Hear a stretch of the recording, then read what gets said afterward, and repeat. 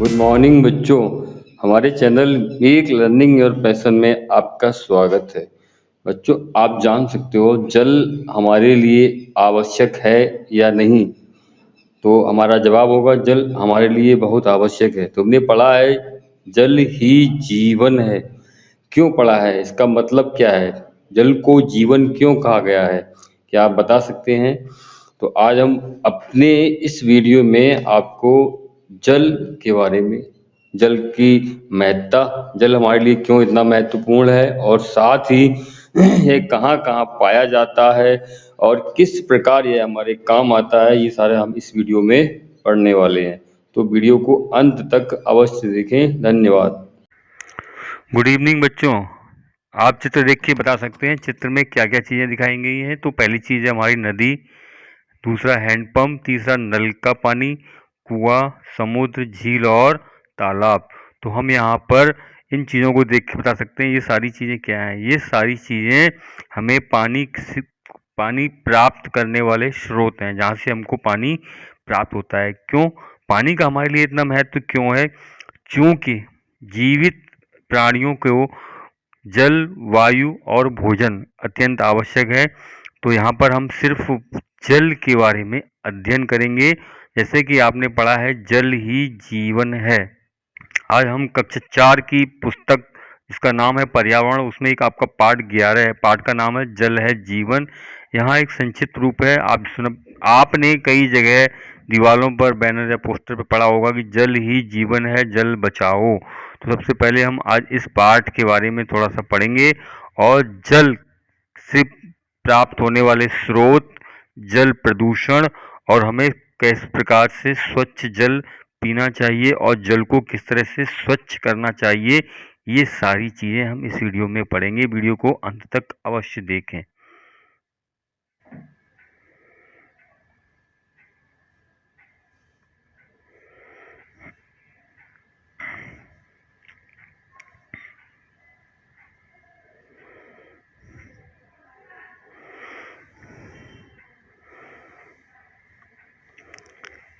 पाठ 11। चलिए पाठ की शुरुआत करते हैं। हुआ क्या, आज स्कूल पहुंचते ही बच्चों को स्कूल की दीवारों पर पोस्टर लगे दिखाई दिए। क्या था? जिन पर लिखा था जल बहुमूल्य है। क्या लिखा था? जल बहुमूल्य है, जल ही जीवन है और जल के बिना जीवन नहीं है। प्रार्थना सभा में प्रधानाध्यापिका दीदी द्वारा बताया गया कि आज 22 मार्च है। आज का दिन विश्व जल दिवस के रूप में मनाया जाता है। उन्होंने बताया कि आज हम इसी विषय पर चित्र प्रतियोगिता का आयोजन करेंगे और स्कूल में अन्य स्थानों पर इन चित्रों और पोस्टरों को लगाकर सभी को जल की उपयोगिता के बारे में बताएंगे। 22 मार्च को विश्व जल दिवस मनाया जाता है और इस विश्व जल दिवस को मनाने का उद्देश्य जो है, लोगों को जल की होने वाली कमी और जल की होने वाली बर्बादी के प्रति जागरूक करना है। तो यहाँ पर हमें क्या करना है, आइए विश्व जल दिवस पर हम सब जल संरक्षण का संकल्प लें। आपने यहाँ पर एक लाइन देखी होगी, क्या लिखा है? आइए विश्व जल दिवस पर हम सब जल संरक्षण का संकल्प लें, क्योंकि जल एक विश्वव्यापी समस्या है। आप सभी जानते हैं हमारी पृथ्वी पर कितना प्रतिशत जल पाया जाता है? 70% जल पाया जाता है। तो हम मतलब समझ गए। 22 मार्च को एक हमारा प्रश्न होता है कि विश्व जल दिवस कब मनाया जाता है। तो 22 मार्च को विश्व जल दिवस मनाया जाता है। इसको मनाने के तरीके क्या होते हैं? कैसे विद्यालयों में तरह तरह की प्रतियोगिताएं, चित्र प्रतियोगिता, पोस्टर प्रतियोगिता आदि की जाती हैं और इसमें जो भी बच्चे सबसे अच्छा प्रदर्शन करते हैं उनको पुरस्कृत किया जाता है। जगह जगह बैठकें और गोष्ठी का आयोजन होता है। गाँव में स्कूलों के द्वारा रैलियां निकाली जाती हैं, झांकियां निकाली जाती हैं और उनके माध्यम से लोगों को संदेश दिया जाता है कि हमें जल का संरक्षण करना चाहिए और जल की उपयोगिता को बताया जाता है। तो क्या है, आप सभी अपने विद्यालयों में 22 मार्च, याद रखिए 22 मार्च को विश्व जल दिवस के रूप में अवश्य मनाइएगा। देखिए, जल हम सभी के लिए आवश्यक है। हम प्रतिदिन किसी न किसी कार्य में जल का उपयोग करते हैं। अब कौन कौन से कार्य हैं? जैसे हमारा पानी पीने, खाना खाने, खाना बनाने में, कपड़े धोने में। जल के बिना रहना न केवल हमारे लिए बल्कि किसी भी जीवधारी के लिए असंभव है। क्या आपने कभी सोचा है कि जल इतना महत्वपूर्ण है तो वह आता कहाँ से है? इससे पहले हमने आपको एक चित्र दिखाया था, उसमें बताया जल के स्रोत। स्रोत का मतलब होता है साधन जहाँ से हमें जल प्राप्त होता है। देखिए पृथ्वी पर 70% जल होता है। कितना प्रतिशत? 70%। जो हमारा पृथ्वी का भूमंडल है, लेकिन इसमें सिर्फ और सिर्फ 0.01% ही जल जो है वो हमारे पीने के योग्य है। अन्यथा वो जल है तो, लेकिन हमारे उपयोग के लिए नहीं है। अब देखिए यहाँ पर क्या क्या दिखाया गया है। नदी, तालाब, झील, यहाँ पर पानी की टंकी जो बनाई जाती है, बांध। अब क्या है, चलिए हम पहले पढ़ते हैं। हमने जहाँ पानी हमें जहाँ से मिलता है उन्हें हम जल के स्रोत कहते हैं। चूंकि ये कक्षा 4 के स्तर की पुस्तक है, इसलिए यहाँ पर थोड़ा सा सरल तरीके से समझाया गया है। बारिश के दिनों में तालाब, पोखर, छोटा गड्ढा होता है उसको पोखर कहते हैं, भर जाते हैं। नदियों का जल स्तर बढ़ जाता है, झीलें भर जाती हैं और जल के इन स्रोतों को धरातलीय जल कहते हैं। नदियां धरातलीय जल स्रोतों में मुख्य हैं। पानी की बड़ी बड़ी टंकियों में नदियों के जल का संग्रह किया जाता है और शुद्ध करके पाइप के माध्यम से घरों में पहुंचाया जाता है। आपने देखा होगा घर घर जल योजना, जिसमें आपके घर पे एक नल की टंकी लगाई जाती है। इसमें आपको क्या होता है, आपको शुद्ध जल पीने पेयजल की आपूर्ति की जाती है। जल का उपयोग बिजली उत्पादन करने, नहर द्वारा सिंचाई करने एवं अन्य कार्यों में किया जाता है। जल का उपयोग पीने में ही नहीं। देखिए जल के अन्य साधनों में यहाँ पर एक साधन और दिखाया गया है, जैसे कुआं, हैंडपंप और ये ट्यूबवेल है जो मशीन से विद्युत से चलता है। भूमि के अंदर एकत्र जल को भूमिगत जल कहते हैं। देखो जल दो प्रकार का यहाँ बता दिया गया। पहला धरातलीय जल जो जमीन के ऊपर पाया जाता है और दूसरा है भूमिगत जल। तो यह जो संसाधन है कुआं, हैंडपंप और ट्यूबवेल, ये भूमिगत जल के संसाधन हैं। यहाँ पर क्या होता है, धरातल पर जो जल पाया जाता है वो रिस रिस कर जमीन के अंदर एकत्रित हो जाता है और जल को कुआं, हैंडपंप, नलकूप द्वारा प्राप्त करते हैं। यह जल का उपयोग पेयजल एवं सिंचाई आदि में किया जाता है। चलिए अब आप देखते हैं यहाँ पर आपके घर या गांव के आसपास जल पानी के स्रोत कौन कौन से, इनका उपयोग किन किन कार्यों में किया जाता है। देखिए जल के स्रोत में हम यहाँ पर केवल दो ही स्रोत आपके सामने लिखे हैं। पहला है नल और दूसरा है ट्यूबवेल। देखिए घरों में क्या होता है, जो नल लगा होता है उसका पानी जो है घरों में उपयोग होता है, जैसे कि खाना बनाने में, कपड़े धोने में, नहाने में, अन्य कार्यों में, धुलाई आदि में करते हैं। दूसरा है ट्यूबवेल। ट्यूबवेल से जो पानी निकाला जाता है वो खेतों की सिंचाई करने का काम आता है और उसकी मात्रा बहुत अधिक होती है, जिससे हमें फसल और कृषि कार्यों में मदद मिलती है। देखिए आपके घर में पानी कहाँ से आता है, देखिए आपके घर में पानी कहाँ से आता है, नल से आता है, समर से आता है और नगर पालिका के द्वारा जो टंकियाँ लगाई गई हैं उनसे भी पानी प्राप्त होता है। हमारे घर में 3 संसाधनों से जल प्राप्त होता है, नल, समर और नगर पालिका के जो नल लगे होते हैं उनके द्वारा। नल का मतलब होता है यहाँ पर हैंडपंप। चलिए अब देखते हैं आगे क्या है। जल प्रदूषण के कारण, देखिए जितना भी जल हमारे चारों ओर उपस्थित होता है धरातल पर, बताया था हमने इससे पहले कि यह हमारे सभी काम का नहीं होता। क्योंकि अब यहाँ आप एक चित्र देख रहे हैं, इस चित्र में क्या हो रहा है, ये देखिए शहर से नाले का पानी नदी में आ रहा है, नहर में आ रहा है। इधर गांव में लोग जानवरों को नहला रहे हैं और खेतों की सिंचाई करते हैं। तो यहाँ पर क्या होता है, वो लगाते हैं, पेस्टिसाइड्स लगाते हैं, ये धुलाई हो रही है, इनसे कपड़ों का मैल भी नदी में जा रहा है। तो ये सब क्या है, ये जल प्रदूषण हो रहा है।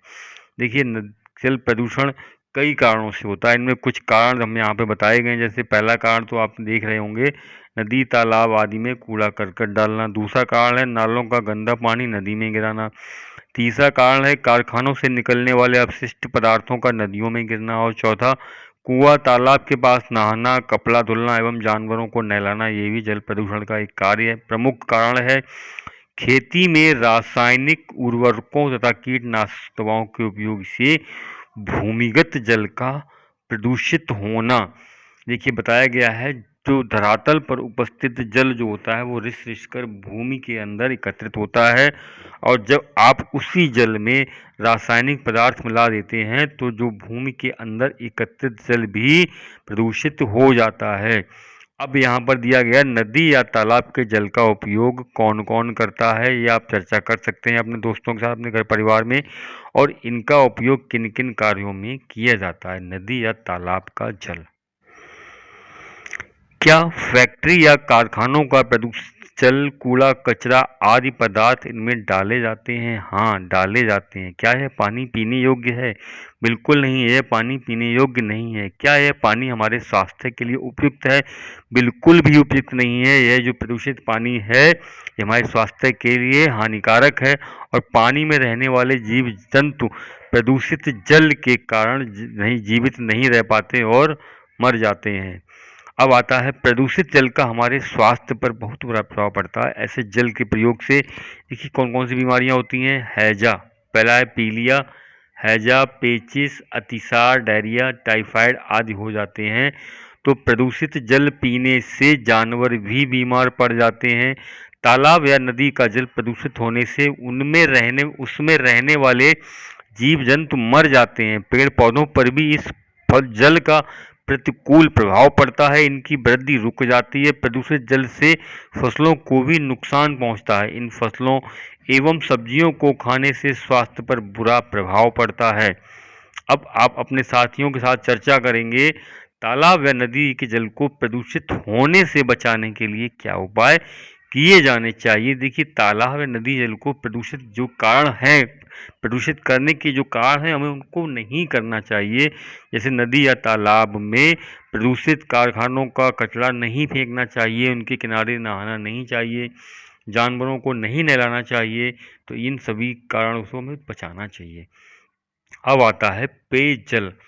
पेयजल यानी पीने योग्य पानी। जो पानी हमारे स्वास्थ्य के लिए हानिकारक नहीं होता है, जिसे हम पीते हैं, वह पीने योग्य पानी कहलाता है, अर्थात पेयजल भी कहलाता है। तो अब हम यहाँ पर आगे और पढ़ते हैं। स्वस्थ जल स्वस्थ जीवन। एक कांच के गिलास में नल या हैंडपंप का स्वच्छ जल लें और दूसरे में तालाब या किसी गड्ढे का पानी लें। दोनों को ध्यान से देखने पर आपको क्या दिखाई पड़ता है? दोनों में कुछ अंतर दिखता है।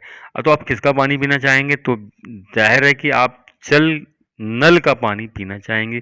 कभी कभी आपको सुनने मिलता है कि गांव के लोग जल के उपयोग से बीमार पड़ गए। ऐसा नहीं कि वह जल गंदा था, उसमें गंध थी। वह जल देखने में स्वच्छ था, उसमें कोई गंध ही नहीं थी, फिर भी लोग बीमार हो गए। इससे पता लगता है कि जब दिखने में साफ हो तो भी उसमें कीटाणु हो सकते हैं और ऐसा जल पीने योग्य नहीं होता है।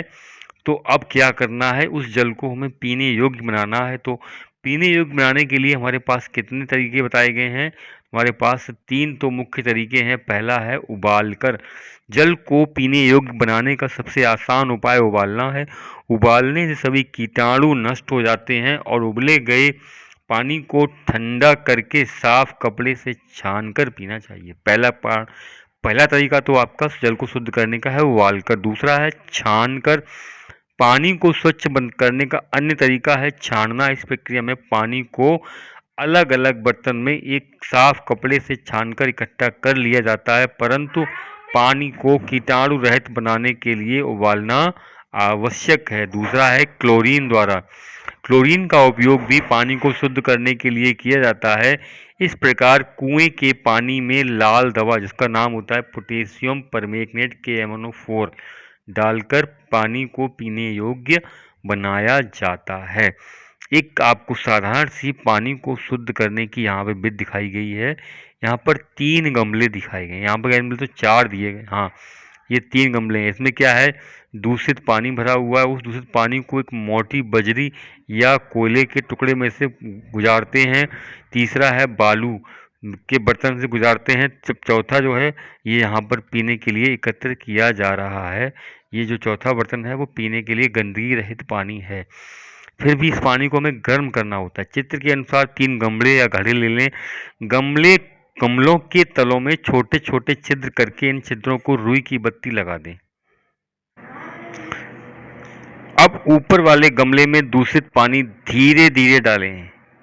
क्या हुआ, यहाँ पे आपने डाल दिया दूषित पानी, धीरे धीरे डाला, फिर क्या हुआ, दूषित पानी की अशुद्धियां गमले में भरी बजरी तथा बालू के कणों से छनकर किस तरह से दूर हो रही हैं, ध्यान से देखें। सबसे नीचे वाले गमले में छना हुआ साफ पानी दिखाई देता है और इस पानी को भी उबाल कर ठंडा करके ही पीना चाहिए। सूक्ष्म जीव बजरी बालू के छनने के बाद भी पानी में रह जाते हैं। आपके घर में पानी, पीने वाला पानी कहाँ से आता है, क्या यह पानी स्वच्छ है नहीं है, तो इसे कैसे स्वच्छ किया जाता है, पानी के रख रखाव के लिए किन किन बातों का ध्यान रखना चाहिए, ये सारी बातें आपको आपस में चर्चा करनी चाहिए। अब रहा यहाँ पर अंत में, पीने के पानी की शुद्धता के साथ साथ यह भी आवश्यक है जिस स्थान पर पानी रखें वह स्थान भी साफ सुथरा हो। जिस बर्तन में पानी भरें उसे ढककर रखें एवं उसकी नियमित सफाई करें। पानी निकालने के लिए लंबी हैंडल वाले बर्तन का प्रयोग करें। इसके अतिरिक्त हम अपने आसपास के स्थान को भी साफ रखें। कूड़ा करकट एवं आसपास पानी इकट्ठा न होने दें। कूलर एवं पानी की टंकी को समय समय पर साफ करें एवं हैंडपंप के आसपास पानी निकासी की उचित व्यवस्था करें, इससे मक्खी मच्छर आदि उत्पन्न न हो। ऐसा करने से हम अनेक बीमारियों से बच सकते हैं। जैसा कि वर्तमान में सभी लोग जानते हैं, इस समय संचारी रोगों से नियंत्रण के लिए या बचाने के लिए एक अभियान चलाया जा रहा है, दस्तक अभियान। तो इन संचारी रोगों में यह भी एक प्रमुख कारण होता है कि प्रदूषित जल को पीने से। तो हमें साफ सफाई और स्वच्छ जल का सेवन करना चाहिए। जल के स्रोत कौन कौन से हैं? देखिए, जल दो प्रकार का मिलता है, हमने बताया था आपको, एक धरातली और दूसरा भूमिगत यानी जमीन के ऊपर, और दूसरा जो भूमिगत है वो आपका जमीन के अंदर पाया जाता है। स्रोत कौन कौन से हैं? तालाब, नदी, समुद्र और हैंडपंप, क्या है, ट्यूबवेल, कुआ आदि। जल प्रदूषण के क्या क्या कारण हैं? जल प्रदूषण के यही कारण हैं, देखिए, नदियों में जल का जो कारखानों का कूड़ा कचरा है वो डाला जाता है। कल कारखानों निकला हुआ दूषित जल, नहाना, स्नान करना और पेस्टिसाइड का प्रयोग करना। प्रदूषित जल पीने से हमें कई बीमारियां होती हैं, जैसे हैजा, अतिसार, टाइफाइड, इस तरह की। और पानी को स्वच्छ रखने के लिए किन किन तरीकों का प्रयोग किया जाता है? पानी को स्वच्छ रखने के लिए हमने आपको 3 तरीके बताए थे। पहला उबाल कर, दूसरा छान कर और तीसरा उसमें दवा मिला करके, क्लोरीन की गोलियां डाल करके। तो इस तरह से वीडियो अच्छा लगे चैनल को लाइक और सब्सक्राइब अवश्य करें। पाठ के अंत में थोड़ा सा आपको यही बताना है कि 22 मार्च को विश्व जल दिवस। जल संरक्षण हो निरंतर, आओ मिलकर करें दृढ़ संकल्प। विश्व जल दिवस का यही उद्देश्य है। ये रहा आपका विश्व जल दिवस, ये हमारे स्रोत और ये हमारा, आइए मिलकर हम विश्व जल दिवस पर जल संरक्षण का संकल्प लें। वीडियो देखने के लिए बहुत बहुत धन्यवाद।